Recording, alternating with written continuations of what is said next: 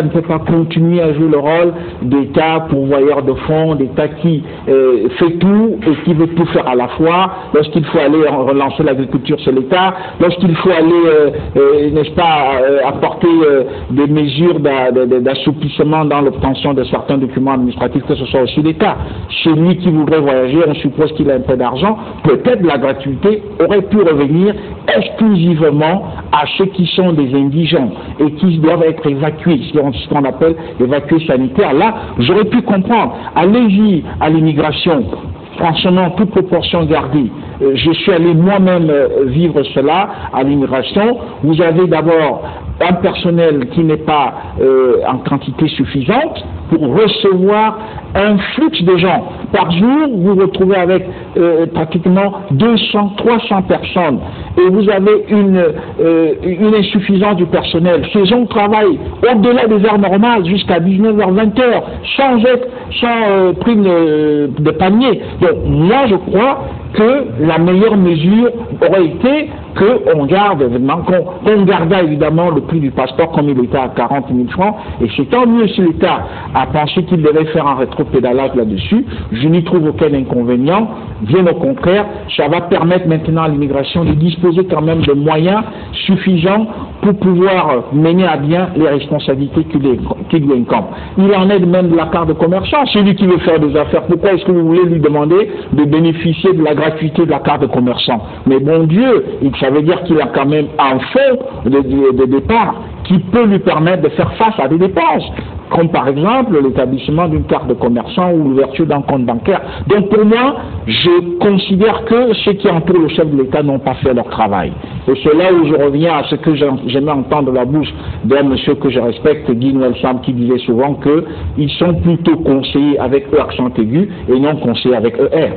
Merci. Alors, Fortuna, passeport payant, c'était un peu facile à voir. Passeport gratuit, ça devient de plus en plus difficile.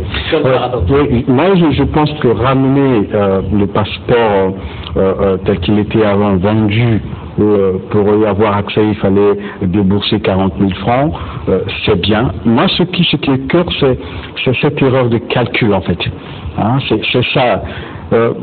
Gratuité, on a vu, Alphonse Bongo l'a dit tout à l'heure, il fallait aller dans certains arrondissements ou à la préfecture pour voir comment avoir le passeport était devenu très difficile. Très difficile. J'ai vécu ça plusieurs fois, surtout à l'arrondissement Mungali. C'était très difficile. Il fallait avoir une affluence tous les jours avec plus de 200, 300 personnes là-bas. Et c'était très difficile. C'est bien qu'on ramène ça comme ça, mais moi, c'est l'erreur de calcul. Hein? Nous ne sommes qu'à une année, si je ne me trompe pas, ou 2 ans de cette décision. Là, on se rend compte que c'était pas une bonne décision. C'est ça qui peut aujourd'hui conduire tout un État, comme on dit à l'église, dans l'abîme. C'est ça en fait, c'est pas normal. Comme a dit Alphonse Bongo, il faut réfléchir sérieusement, voir toutes les conséquences qu'il faut, les avantages et les désavantages de telle ou telle décision. Il ne suffit pas de prendre des décisions pour plaire ou encore pour paraître, comme on dit, le sauveur de tous. C'est bien, mais ça peut amener un jour à des conséquences négatives graves. Donc c'est ce que nous vivons aujourd'hui. C'est bien de ramener, mais il ne fallait pas de sitôt comme ça prendre une telle décision ici la nuit. Alors Elie Smith, selon vous, qu'est-ce qui a poussé le Conseil des ministres aujourd'hui à ce que le passeport soit encore payant? Oui, je pense que moi j'ai dit tout à l'heure, le Conseil des ministres, ils sont courageux. Ils ont trouvé qu'ils ont pris une décision, peut-être, c'est ça le danger du populisme. Ils ont pris une décision d'abord pour satisfaire tout le monde, mais ils ont découvert qu'ils ont commis une erreur. Donc il n'y a pas de commentaire à faire ajouter. C'était une erreur, ils ont compris que ça ne servait à rien. Donc ils ont arrêté, c'est courageux. Merci. Alors nous allons passer à un autre sujet. Il s'agit des résultats du bac technique session de juin 2014. Il y a eu 10 636 admis sur 23 812. La moyenne est donc de 32%, largement au-dessus de l'année dernière, 18%. Chez le mois après, nous avons suivi le reportage de Yvan Molpa. Nous sommes ici dans l'enceinte de la direction des examens et concours de l'enseignement technique et professionnel qui a été pris d'assaut par les candidats à cet examen d'État afin d'être en possession des résultats. Ici, portable et ordinateur à la main pour vérifier et appeler les collègues. De l'autre côté, des bousculades devant les premières listes affichées. Au finish, sur les 23 812 présents à cet examen, 10 636 sont déclarés admis au premier tour, tandis que 6 052 sont également déclarés admissibles, soit un pourcentage de 25,42%, une progression par rapport à l'année dernière où le pourcentage était de 14% qui avait connu la participation de 4006 candidats. Comme nous le confirme M. Alain Assel, chef de service de baccalauréat technique. Il y a un travail qui a été fait à tous les niveaux parce que vous voyez que nous avons voulu évaluer tout le monde selon son travail. Voilà pourquoi on a exclu personne, on a rejeté personne, tout le monde a été évalué par rapport à ce qu'il a battu durant toute l'année. Voilà pourquoi les choses sont améliorées. Voilà. Non, mais c'est pas faible, on ne peut pas dire faible. Ce n'est pas faible. Ce n'est pas foncièrement faible parce que si on descendait plus bas que ça. Hein. Mais pour nous pensons que nous avons progressé. Ayant bien suivi leur enseignement durant toute l'année scolaire qui les ont permis de satisfaire à leur examen, certains candidats se sont exprimés en ces termes. Je suis émue, je suis contente parce que j'ai eu mon bac. Non. En tout cas, pour ceux qui ont étudié, pour ceux qui ont préparé leur bac, ça c'est bien. Je ne m'attendais pas à être admis. Parce que j'étais en S4. Cette année-ci, j'ai fait jeu 2. J'ai eu l'examen. Le deuxième tour pourrait probablement se dérouler dans une semaine, sauf défaillance au niveau de l'organisation.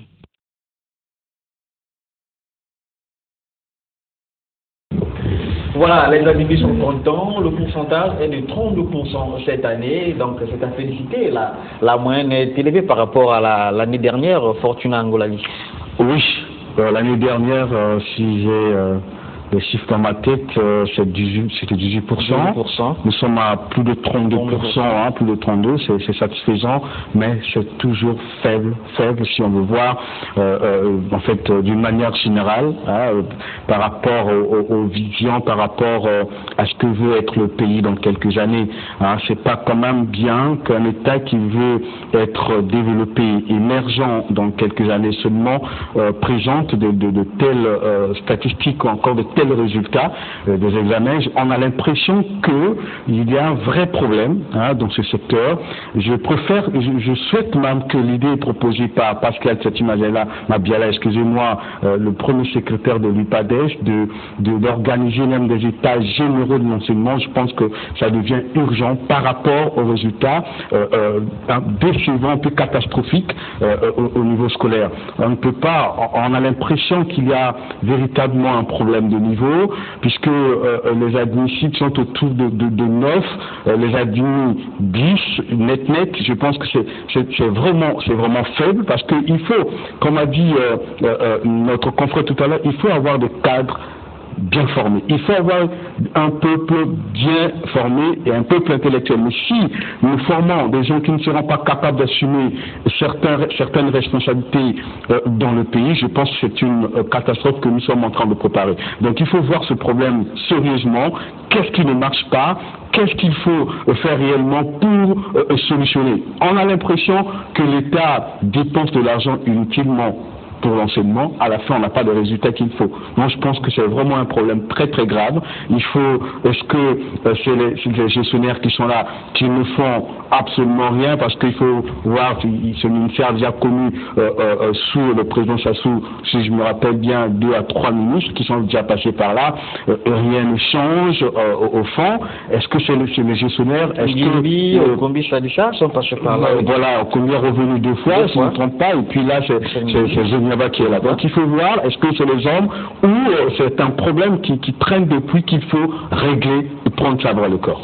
Merci Alphonse Ndongo. Selon certaines sources, la majorité des admis ne méritent pas d'aller à l'université, ils n'ont pas de niveau.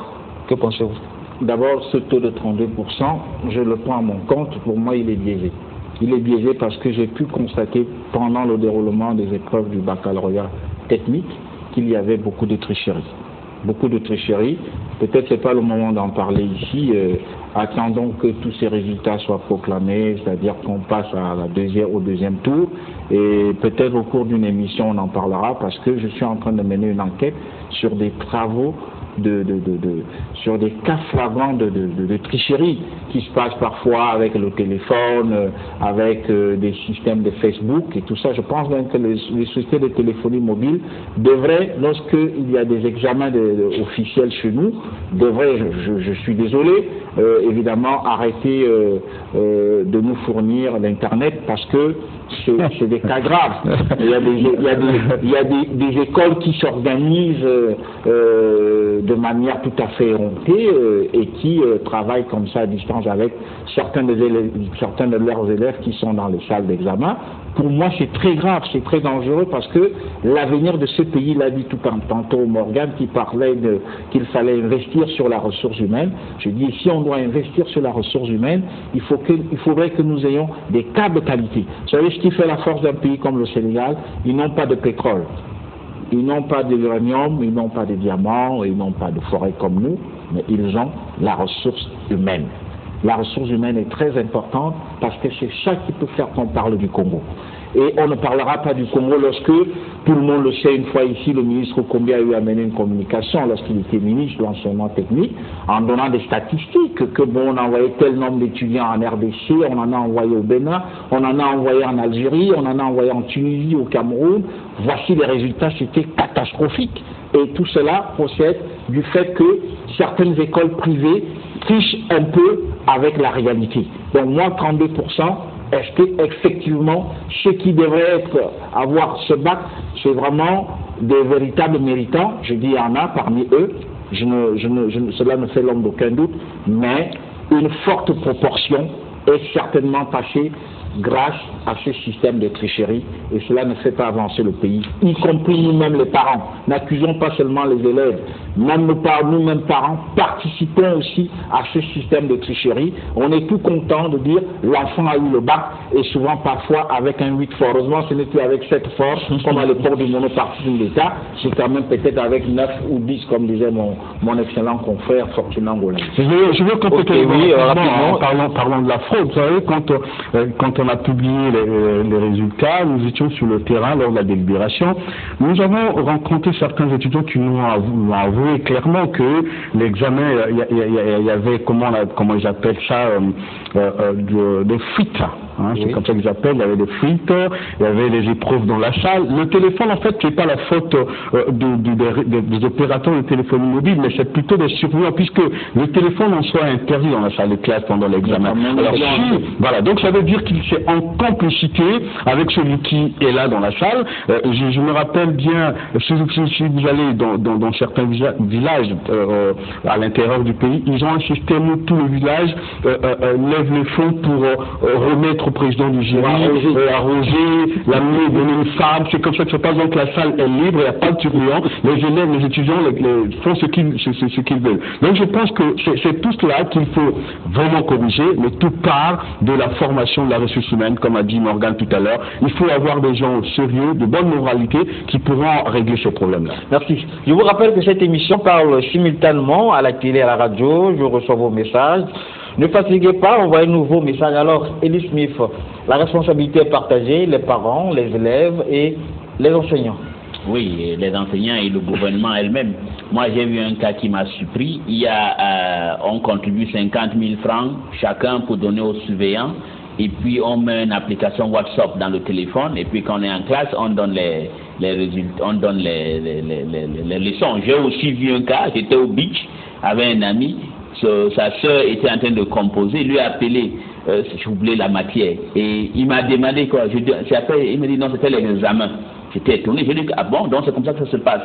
Donc je trouve que ce qui s'est passé là, les 32%, ils ne méritent pas. Je crois que c'est faux, ils ont fait peut-être pour enjoliver. Je connais un proviseur d'un lycée qui m'a dit, d'abord le problème doit commencer dès la base, pour aller en seconde. Il a dit, on prenait me gain avec 7, 6 pour aller en seconde. Donc, la fausseté commence déjà là-bas. C'est le gouvernement qui doit faire un effort. Parce que le danger, ça peut devenir comme en Afrique du Sud au moment de l'apartheid.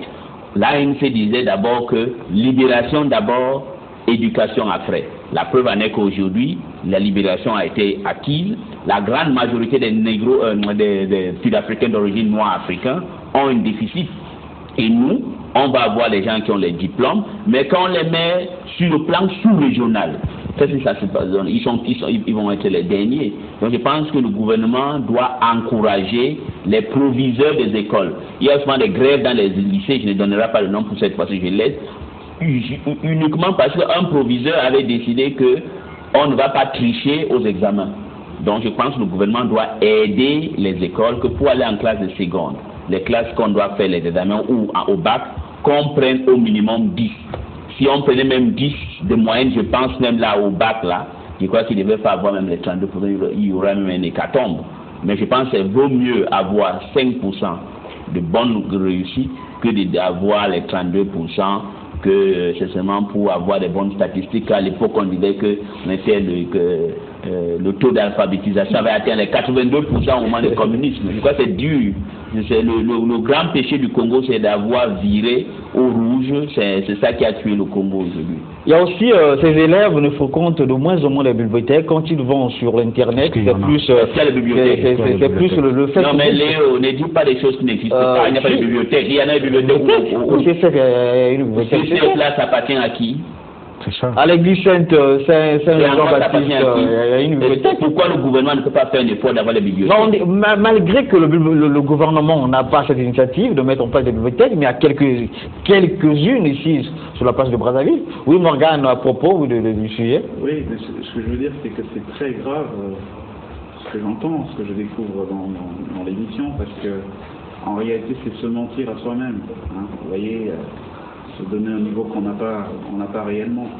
Moi, je veux quand même attirer, une fois de plus, l'attention des politiques sur le fait qu'il n'y a pas de réelle souveraineté pour un pays, il n'y a pas de souveraineté économique. C'est-à-dire quoi? C'est-à-dire qu'on a évoqué sur ce plateau la semaine dernière le cas d'une jeune fille qui avait été casée par un opérateur économique assez puissant et que ça n'avait mené nulle part malgré toute la mobilisation et le ramadan médiatique qui a été fait autour.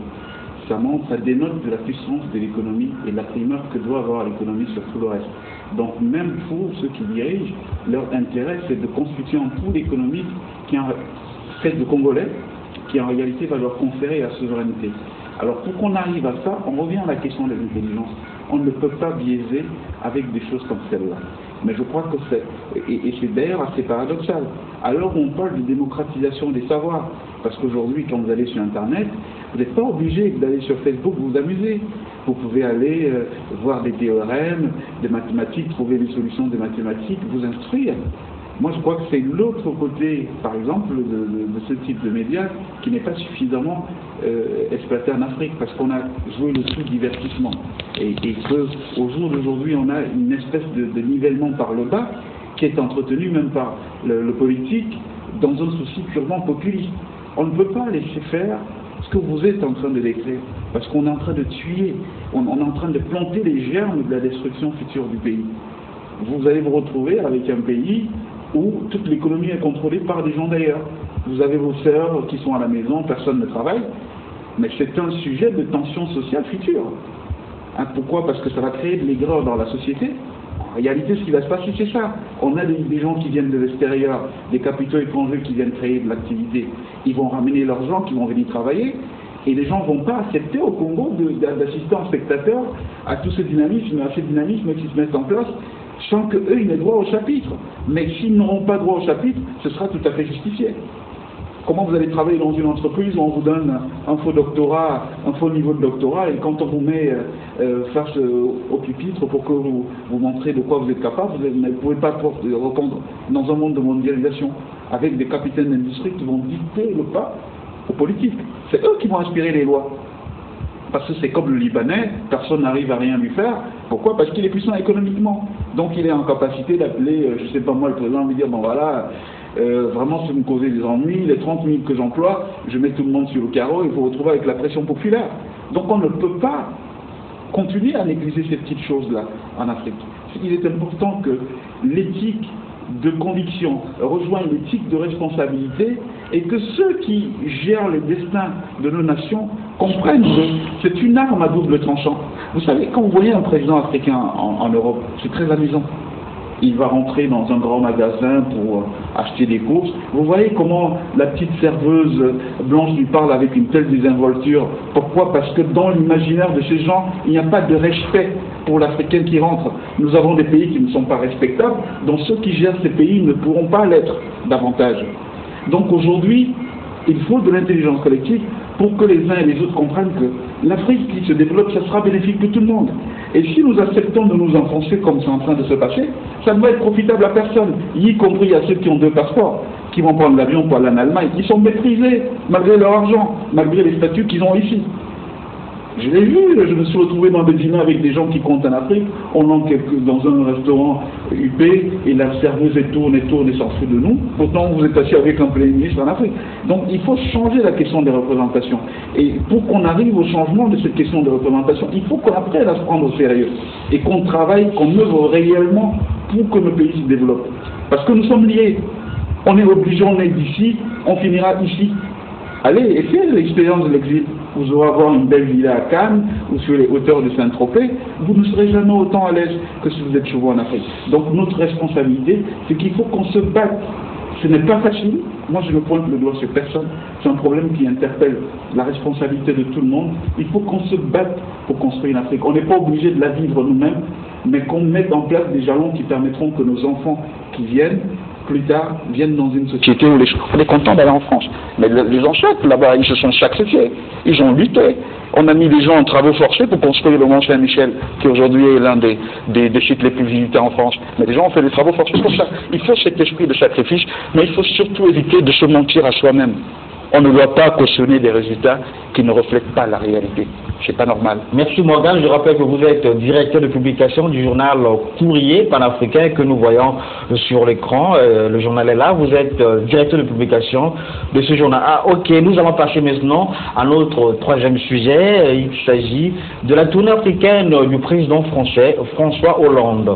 Côte d'Ivoire, Niger,